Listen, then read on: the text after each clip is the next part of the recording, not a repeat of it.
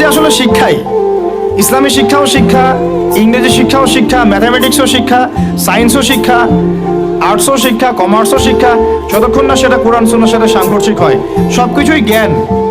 এই কনসেপ্টটা আমরা ভুলে গেছি। এই কনসেপ্টটা আমাদের বাপ দাদাদের ছিল, মানে 1200 বছর আগে যারা ছিল তাদের এই কনসেপ্টটা ছিল। আমি যে কলমটা দিয়ে কথাগুলো লিখেছি না, এই কলমের যে বলটা আছে, এই বলটা আবিষ্কার করেছে মুসলমানরা। এই কলমটা আবিষ্কার করেছে মুসলমানরা।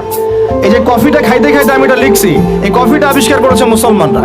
এই কাগজ, এই যে আপনার দফতর, চেয়ার, এই টেবিল, মানে আপনি যেগুলা দেখতেছেন সামনে, যা সামনে দেখতেছেন আপনি, সবই মুসলমানদের।